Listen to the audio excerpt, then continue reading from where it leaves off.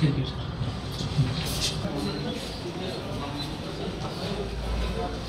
आज जिल्हाधिकाऱ्यांची भेट घेतली, काय मागणी केली? शिवसेना जालना जिल्ह्याच्या वतीनं आम्ही सर्वांनी जिल्ह्यातल्या विविध प्रश्नांवर आज माननीय जिल्हाधिकारी यांची भेट घेऊन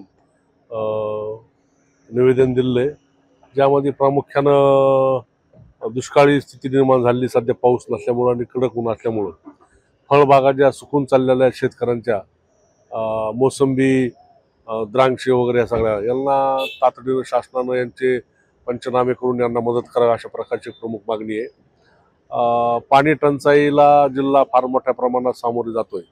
जायकवाडीच्या धरणात पाणी नाही, अंबडला पाणी नाही, जालना शहराला पाणी नाही. शहरांमध्ये सहज ग्रामीण भागामध्ये सुद्धा मोठ्या प्रमाणावर टँकरनं पाणी पुरवठा होतो. ती अधिकची प्रमाण वाढवण्याची पाऊस पडेपर्यंत आवश्यकता आहे अशा प्रकारची एक मागणी केलेली आहे. आणि पीक विमा जी आहे, सगळ्यात महत्त्वाचा विषय जो आहे, दरवर्षी मोसंबी उत्पादक पीक विमा भरतात, परंतु त्यांना पीक विमा लोकांकडून त्या एजन्सीकडून कुठल्या प्रकारचा लाभ होत नाही. अशा प्रकारची मागणी या ठिकाणी आम्ही सर्वांच्या वतीनं या ठिकाणी केली आहे. आणि पीक विम्यामध्ये जर पीक एजन्सीच्या लोकांनी शेतकऱ्यांना पीक विमा दिला नाही तर शिवसेनेच्या वतीनं आम्ही या ठिकाणी भविष्यामध्ये उग्र असं आंदोलन करू. त्यांना शेतकऱ्यांना पीक विमा देण्यासाठी आम्ही भाग पाडू.